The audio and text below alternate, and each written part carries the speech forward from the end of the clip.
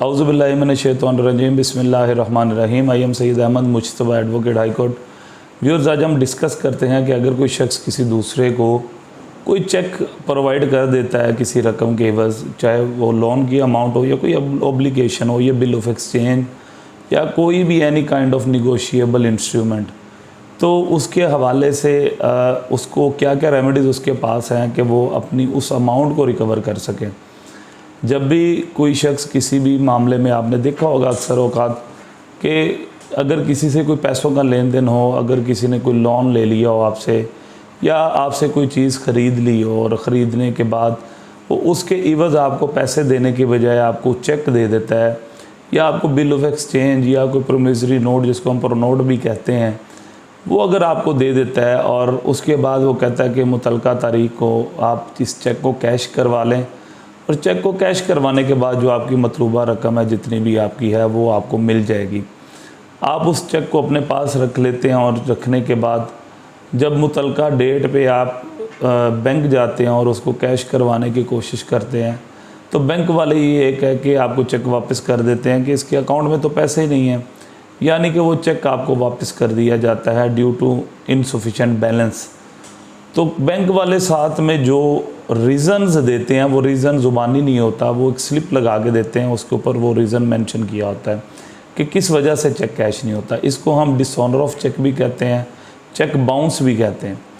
इसके बाद हमारे मुआशरे में लोग ज़्यादातर जो है वो इस चीज़ के पीछे पड़ जाते हैं कि मेरा चेक क्यों बाउंस हुआ है, मेरा चेक डिसऑनर क्यों हो गया, और इस चीज़ की हमें दूसरे बंदे को सज़ा देनी चाहिए,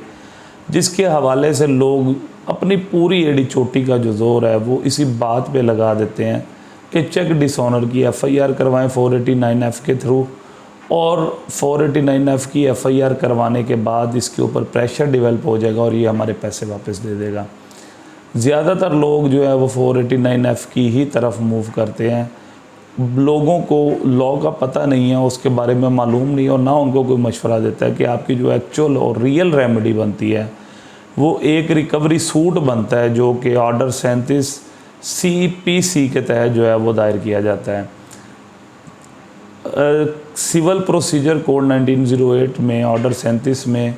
जो रिकवरी सूट्स, जो रिकवरी सूट के बारे में जो डिस्कस किया गया है, वो किसी भी निगोशिएबल इंस्ट्रूमेंट जिसमें आपको पेमेंट ना मिली हो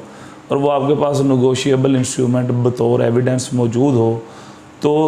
आप ऑर्डर 37 का दावा फाइल करके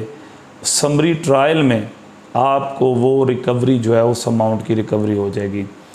ये बात ध्यान में रखें, जो 489F है पाकिस्तान पिनल कोड के थ्रू जो FIR होती है वो आपको रिकवरी नहीं करवाती, वो लीगल एथिक्स में आ जाता है या किसी पे प्रेशर डेवलप करके आप अपनी रिकवरी करवाने की कोशिश करते हैं। लेकिन जो असल रिकवरी और कानूनन जो रिकवरी का प्रोसीजर है वो ऑर्डर 37 में मौजूद है। ऑर्डर 37 CPC का, इसमें आप एक समरी सूट फाइल करते हैं जिसे आप suit for recovery of amount भी कह सकते हैं, और ये under order 37 civil procedural code जो है वो फाइल होता है। इसकी जो फाइल है वो नीचे सिविल कोर्ट में नहीं फाइल होता, ये डायरेक्ट जो है वो एडिशनल डिस्ट्रिक्ट जज की अदालत में जाता है। जब आप दावा फाइल कर देते हैं तो आपका समरी ट्रायल होता है। दूसरे जितने भी दावे हैं उसमें आपने ये रूटीन देखी होगी सिविल दावों में कि जब दावा दायर किया जाता है उसके बाद 30 दिन का टाइम होता है, जवाब दावे के लिए डेट्स पड़ती रहती हैं,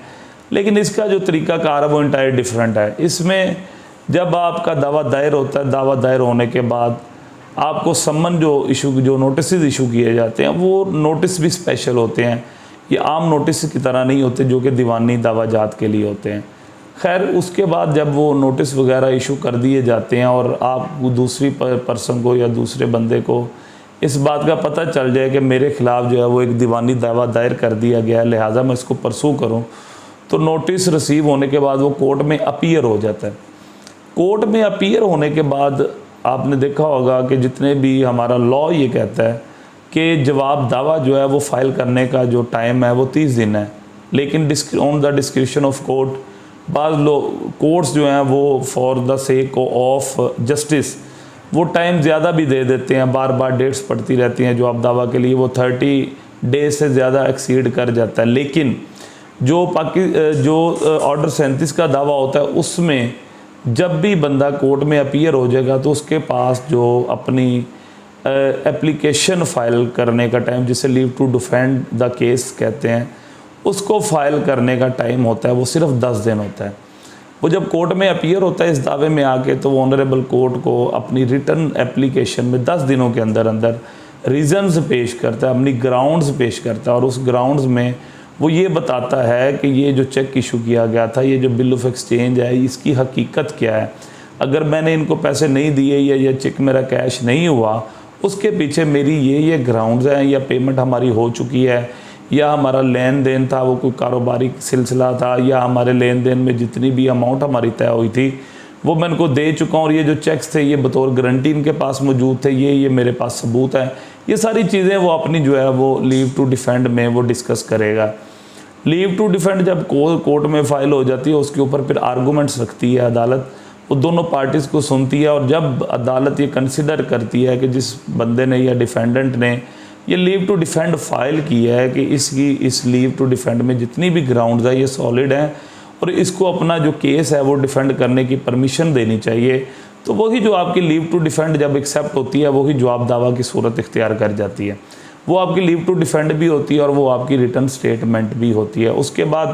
عدالت اپنے روٹین میں، جیسے روٹین کی ان کا پروسیجر ہے، اس میں ایشو فریم کیے جاتے ہیں، ایویڈنسز دیکھے جاتے ہیں، ایویڈنس دیکھنے کے بعد جو ہے وہ عدالت فیصلے پہ پہنچتی ہے کہ آئدر اس کیس کو ڈسمس کرنا ہے یا جو ڈکٹوری جو اماؤنٹ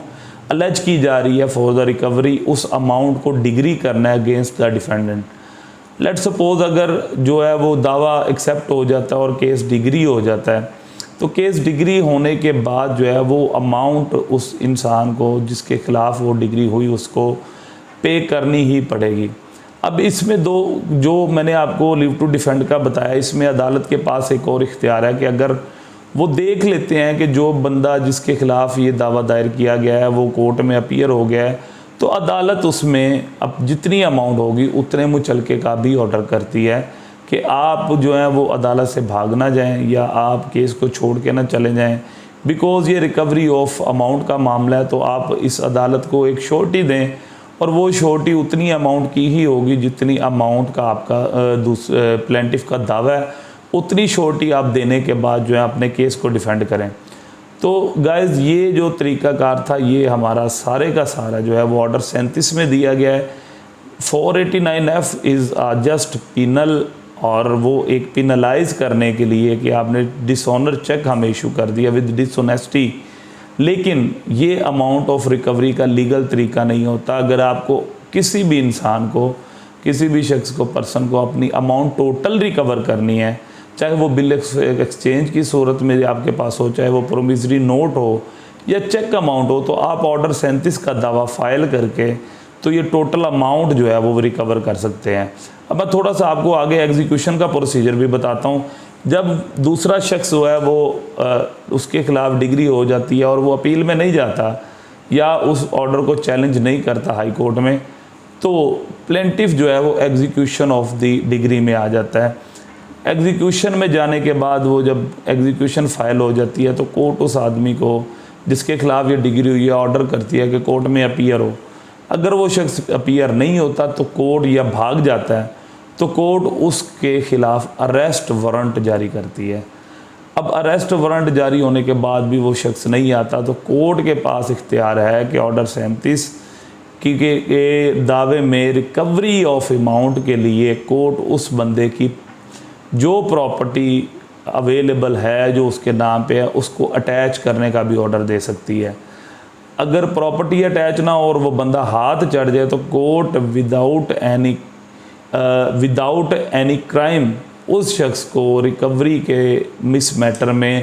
اٹھا کے جیل میں پھینک دیتی ہے کہ جب تک آپ اماؤنٹ نہیں دیتے